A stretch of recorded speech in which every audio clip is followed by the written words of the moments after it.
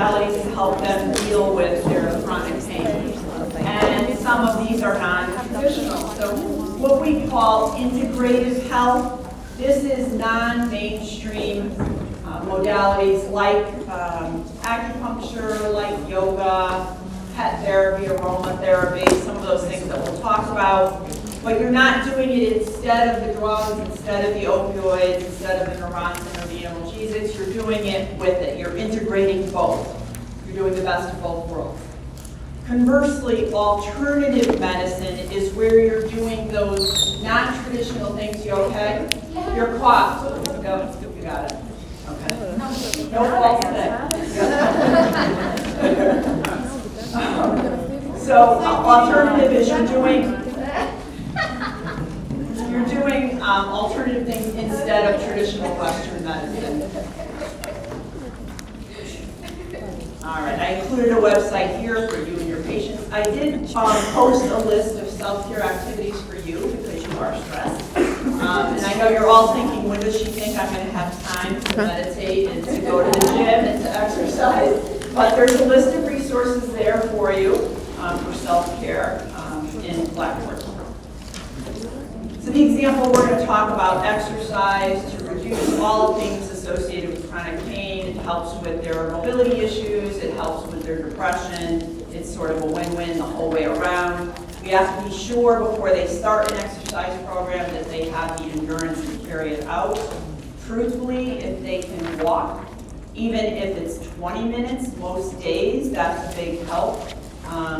It's that thing when you have chronic pain, you don't want to move, but when you don't move and you're sedentary, it makes things worse. So if we can get them moving and grooving, it's going to only be good in terms of outcomes with depression and pain overall. We have to look at their flexibility and their body composition, and then if they have any cardiac or respiratory issues. We don't make the determination starting their exercise program. They have to be cleared by their healthcare provider. Complementary therapies, unlike every other therapy we've talked about to date, complementary therapies include a spiritual component. Again, spirituality is not always tied to religion, but they include, it's that whole mind, body, spirit connection. And the mind is a very powerful tool if we learn how to use it effectively. I know meditation is a practice. It takes time to get it, but when you do, it's very effective at lowering anxiety and helping us cope with things like chronic pain. Beliefs can affect an individual's interpretation of a life event. So if somebody with chronic pain doesn't believe that any of this, there's people that have chronic pain, and I'll tell you, it's my father's generation. He's 81, and unlike his hippie-dippy daughter, he would tell me to go punch. He would do none of this because there are certain people who just don't believe in it. They don't believe in it, and then obviously they're not going to profit from it. They don't perceive it's going to help them. Social support systems. What is the environment in which they live? What kind of support do they have? We can't help them with these alternate modalities if they're not getting the support they need at home. We do a life stress review. What is the impact of stress in their life? So that's that question I said earlier. So talk to me about what this means to your life. How are you managing? Are you still working? How are you able to get in the car and drive to work? Do you sit for your work? Is your work sedentary? Kind of go down that road with them. There's a cute picture of a little beagle. I've always had beagles my whole life, so they have a very near and dear place in my heart. They are noisy though. They're a little noisy, and led by their noses. So pet therapy, there is science behind it. Scientists have actually measured oxytocin levels. Remember, that's the feel-good hormone. It gives you the warm and fuzzies. And they measure the hormone both in the person holding and petting the animal, the fur baby, as well as the animal. And the oxytocin levels go up for the person petting the animal and the animal too. So it's a win-win. So it works. Pet therapy works. It's very effective. Those of you at Britain have seen it in action. Health promotion plan is developed in response to patient needs, desires, and priorities. The patient in this case is going to lead us. We don't necessarily tell them what to do. They have to tell us how to, what's important in improving their quality of life. So for a patient, it may be, I just want to be able to get to the family reunion in a few months from now. I want to be able to get out of the house comfortably and attend a family reunion. So whatever their goal is going to lead us. We're just going to be, as the nurse, we're going to facilitate the plan. We're just going to help them figure out ways to get to their goal. Developing a behavior change plan. If lifestyle modification was easy, we'd all be thin and trimmed, right? All of us, everyone here. And a lot, most of you are. Not mostly for me, but most of you are. But the getting there is not easy, right? Behavioral changes are hard. You're used to your habits and your ways, and having to think about a new path is very hard. Patients in the hospital, if somebody's had a heart attack, that's a pretty big motivator to change a lifestyle. But for somebody who's living in chronic pain, their life is often sort of doom and gloom, and understandably, I don't say that from a judgy place. They, when you're dealing with it 24/7, you do feel powerless. You feel like the pain is controlling you and not the other way around. So I get that. So convincing them, that's the first step, is convincing them if they can just keep an open mind to some of these therapies and try them, it may help them be successful in lifestyle modification. Always focus on the benefits of change for them, because that's going to get buy-in for your patient. Address what facilitates, what helps them get to the goal, and then identify any barriers they may have. The barriers most often are either lack of fiscal resources. Some of these things you need money to do, and not everyone has the money to do them. Or you need support from people around you, and not everyone has that kind of support at home. Some people live alone. Determine the time frame for implementation. You want to keep it goal-oriented, so there's a set time. Let them determine it, and then we can make short-term goals in between until we get them to the long game. And then formalize the commitment. If anyone's ever done a weight loss program, some weight loss programs will have patients sign a contract. I mean, it's not a legally binding contract, it's a contract that says you're committed, you're together to get to the goal of losing however many, whatever you want to lose for weight. So we can do that with patients too. It's not, again, it's not something that's legal. It's just more of something in writing and that they sign, so that you get a little more buy-in from that. So the nurse, again, is serving as the facilitator and advocate for complementary therapies too, and as a teacher. In terms of information dissemination, most basic health promotion programs, we can help steer the patient to them. If a patient's interested in yoga and they don't have the money to go to the yoga class, or they're embarrassed to go to a yoga class, there's free on YouTube, free yoga, and it's very beneficial. I do yoga by Adrienne. She's fantastic. She's all kind of fitness levels, but I'm sure you all are aware of other ones out there too. So it's just kind of guiding them to the appropriate resources. Offer them information on lifestyle choices, educate again about benefits, consider their culture and age group, literacy level. Most health literature is written at the 8th grade level, and it's written in layman's terms. They get rid of all that medical jargon. And a variety of media, just like you, all have different learning styles, and some of you are auditory learners, some of you learn by listening to a lecture or reading your lectures aloud. Some of you are very visual learners. You need to see the picture of something. Some of you are kinesthetic learners. You learn by doing. You're not interested in reading. It doesn't make sense to you until you put your hands on it and do it. So you get to clinical and all the pieces of the puzzle come together for you, then you're a kinesthetic learner. So the patients we're teaching are the same. So we use a variety of media to kind of capture all different learning styles. The lifestyle behavior change plans require participation of the individual. Again, if you, God forbid, have my father, good luck. Well, what did it tell you? Good luck with that one. Not happening. Geared toward enhancing quality of life and extending the lifespan. Facilitation of social support, so we always evaluate what kind of support they have at home, what their home setup is, does it need to be modified, do they have the resources to modify it. Families must, families must communicate. Communication needs to be open between all family members. Have you ever, as a nursing student, and or some of you are licensed nurses practicing. Some of you are PCAs working in healthcare for a number of years.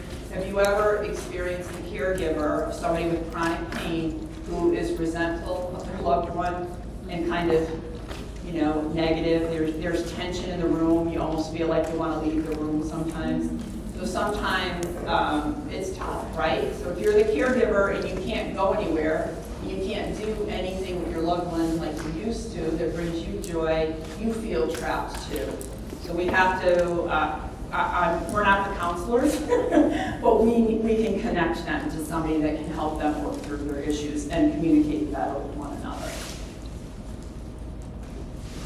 The evaluation in terms of their receptiveness to other therapies is ongoing. We're going to monitor their achievement of short or long-term goals, examine any positive or negative outcomes, and again, it's a collaborative effort.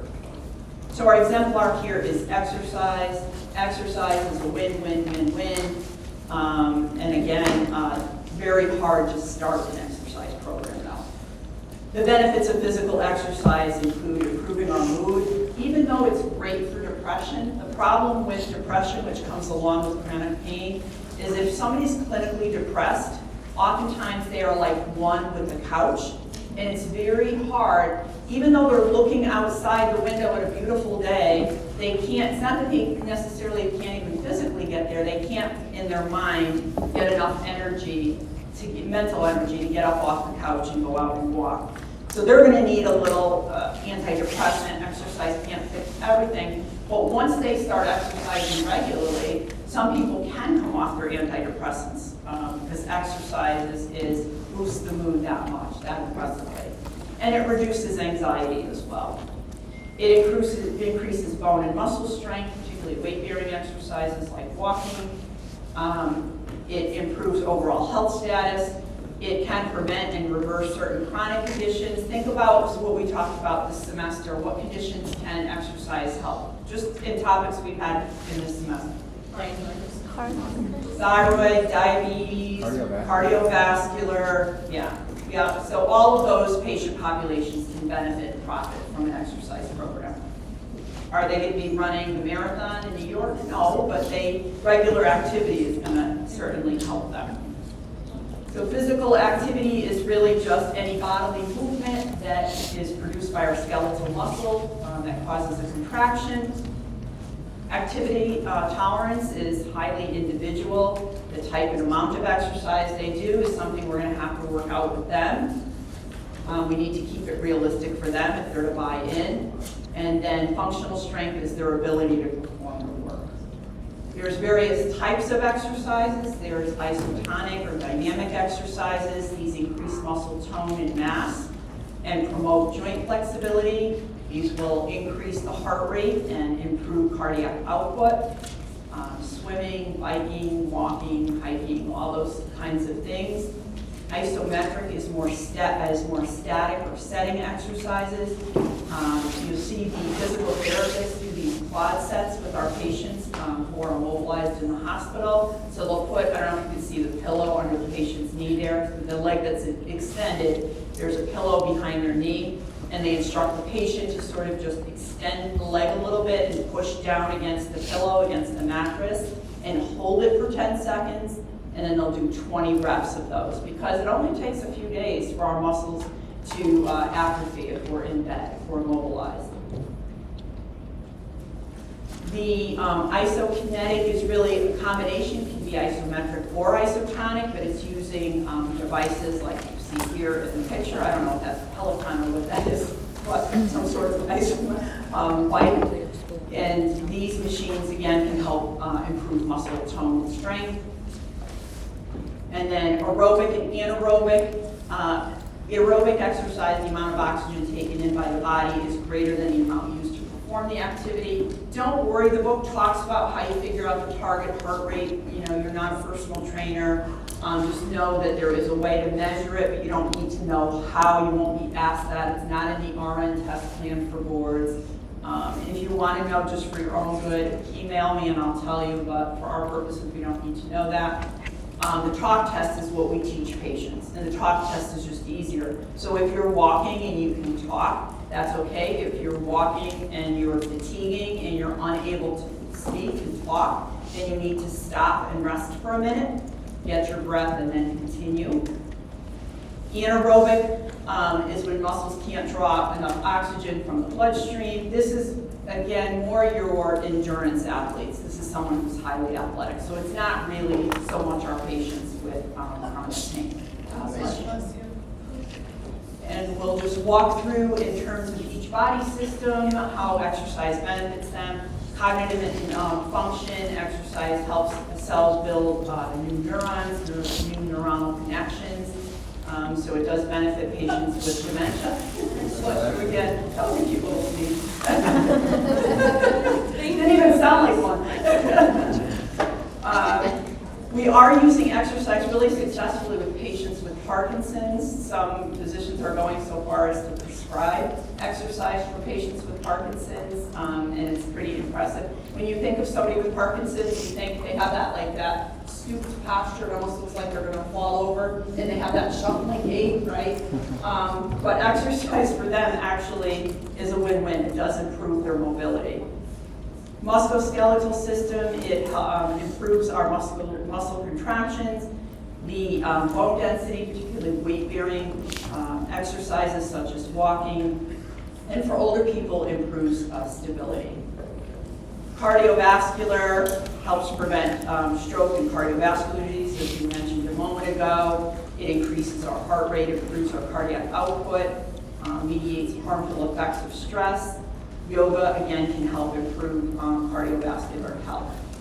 The respiratory system improves gas exchange. It's a win-win, helps with problem solving. Because of its improvement on gas exchange, the blood is oxygenated, the brain gets oxygenated better, helps with mobilization and getting rid of secretions, and yogic breathing. And so I have to tell you, I don't remember which one of you, when we were talking about COPD earlier in the semester, somebody said to me, oh yeah, there's like yoga breathing that helps people with asthma and COPD, and I looked at you like you had two heads. So I apologize to whoever that was, because I did look at the literature, and there is yogic breathing that does help with COPD and asthma, people with chronic gas exchange issues. There's yogic breathing that helps with that. So GI system improves the appetite, increases GI motility, and improves symptoms for people with IBS.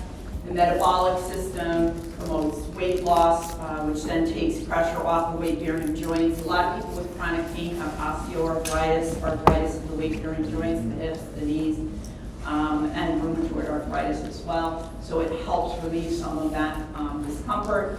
Elimination, it helps us more efficiently get rid of wastes. And the immune system, yes? It's a typo. I apologize. It's not blood flow. It's blood flow with an F. Yeah, sorry. On the previous slides, there's a typo. It's on the right-hand side where the elimination system promotes efficient blood flow with an F. Flow.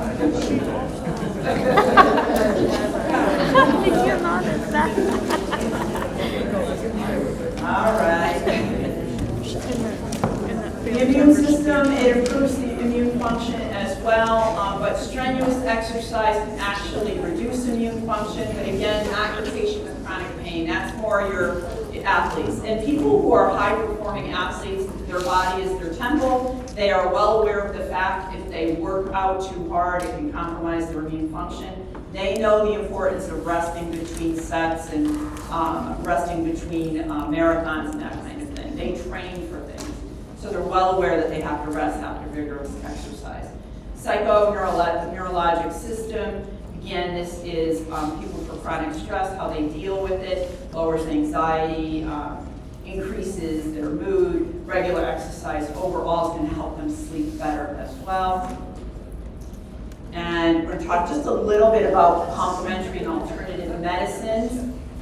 Again, this whole concept of complementary medicine is about being a complement to traditional Western medicine. The right-hand side of the slide where it says alternative medicine, remember alternative is people who use strictly botanicals. They don't use any traditional Western medicine. So what are you going to see as nurses out there? You're going to see mostly people doing complementary stuff. They're not replacing Western medicine. They're not giving up their opioids and their other drugs. They're not doing that. They're just using complementary therapies in addition to. Alternative medicine, I've seen it only a few times. I've actually seen it in a cancer patient who said, you know what, I'm done. I don't want the chemo. I'm done with the chemo. I'm going to use my herbal remedies. It was somebody with a terminal diagnosis, a grim prognosis, and the oncologist honored that, obviously. So do you see people alternative medicine a lot in your nursing practice? No. Most people are not going to give up traditional Western medicine entirely in place of botanicals and yoga and acupuncture and pet therapy. All right, so this again focuses on treating the person as an individual. It's a very holistic approach. It's one of the only approaches that includes spirituality and that, again, connection between the mind, body, and spirit. It does promote disease prevention. It's about self-care.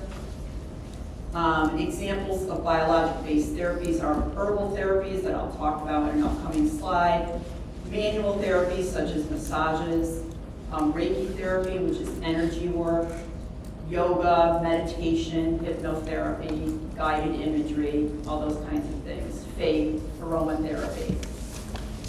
Herbal products, these are products that are made from plants, and we've been using herbal remedies since the 1800s.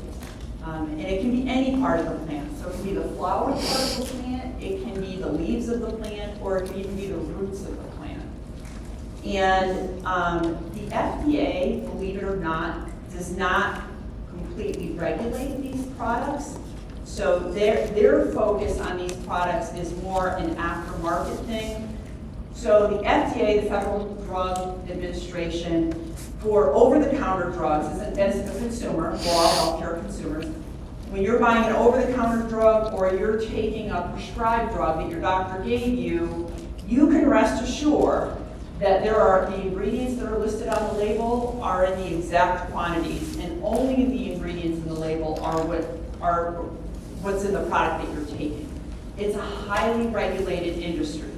It takes from discovery of a new drug to getting that drug to market, it takes about 10 to 15 years.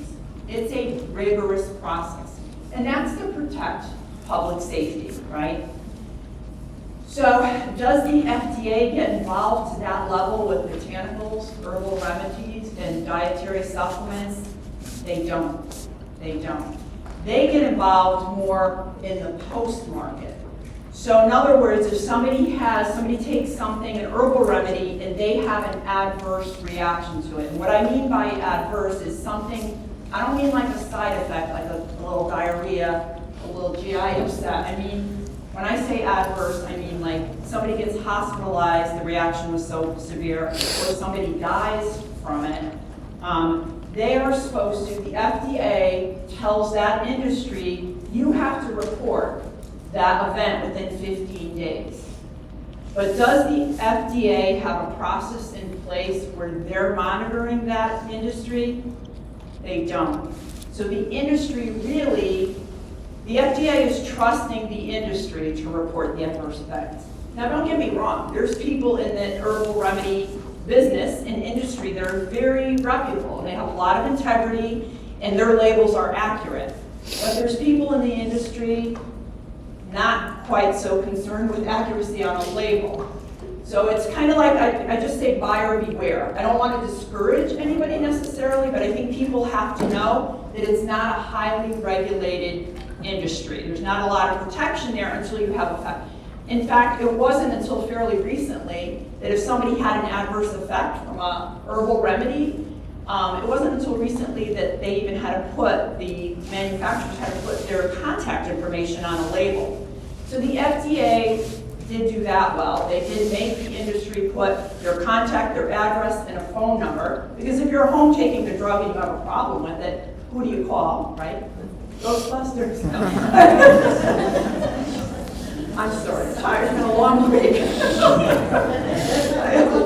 A long week for you too. So who do you call in this case? is the manufacturer of the herbal remedy, and then you're trusting that they're going to have the integrity to report it to the FDA. So if they report it to the FDA, that's a good thing. If they don't, not such a good thing, obviously, right? How well does anybody self-police? Some industries do it well, some don't do it so well. So buyer beware. The Dietary Supplement Health and Education Act of 1994, we call it DSHA. This is where the FDA finally did. The FDA wasn't regulating the industry at all for a very long time, but they require them to label. But they still can make claims on their labels that may not be, that they can't substantiate, that they can't back up with real research. So they can still say, you know, boosts immune function, but if you were to ask them for the research to support that, they may not be able to produce that for you. So they can make claims that may or may not be true. So I think you as healthcare consumers and your patients need to have an awareness of that. They can remove something from the market, but again, it's usually when somebody dies or somebody gets sick enough to go into the hospital. It has to be a pretty severe situation. Say it? It's so sad. I know. Well, and people are, why do people use herbal remedies? Why do people turn to them? Because they don't trust the pharmaceutical industry. Because they don't trust big pharma. And we just talked about, you know, the family and the pharmaceutical industry with the opioid epidemic. Some of it's that, and some of it is if you don't have insurance, and drugs are expensive, and if you don't have insurance and can't afford, right, a drug, you're going to I would turn to herbal remedies probably out of desperation. And the American public, you go home at the dinner table tonight and have this conversation.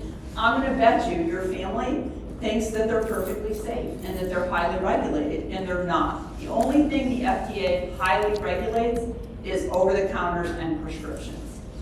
All right, so again, FDA comes in, but only after the damage has been done post-market. Yeah, it is distressing. So the reading assignment has all kinds of, too many drugs to even get straight. They have a long list of drugs. Focus on these two slides for purposes of Monday's exam and NCLEX. So these are kind of just the more common ones that we see. And you know that anxiety, almost every American has some level of anxiety. Generalized anxiety disorder is very common in the United States. I don't know why. Why could it be? Chamomile can trigger allergies. We use chamomile for sleep and for anxiety, but it's made from marigolds. It's made from the flower of the marigolds, and if you're allergic to ragweeds or marigolds, that's going to be a problem for you. Kava makes you feel really good. It's a feel-good one, I gotta say. Makes you happy, a little euphoric, kind of calms you. It acts a lot like alcohol, but it also acts like alcohol, and then it can cause liver toxicity. So that's a problem. Where can I buy that? Where do you buy it? I don't know. Be resourceful. I got you.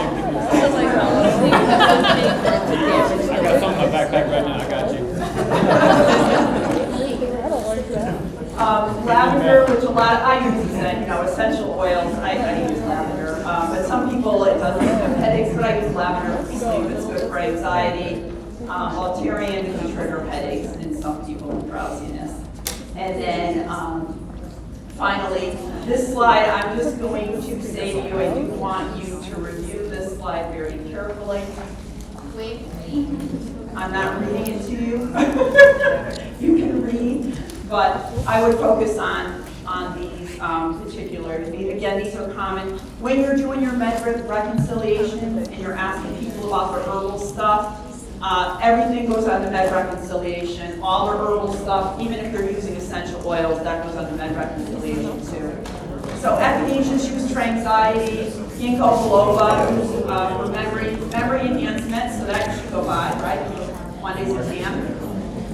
Not if you're on certain drug stuff. St. John's wort is used for depression. Garlic and ginger has multiple claims, anti-inflammatory, as well as improving cognitive health. But again, their claims are not necessarily based in science. So with that, we're going to get you home to study early or to donate blood at the time. Thank you. Any questions, email me or put it in more questions. Thank you. And thank you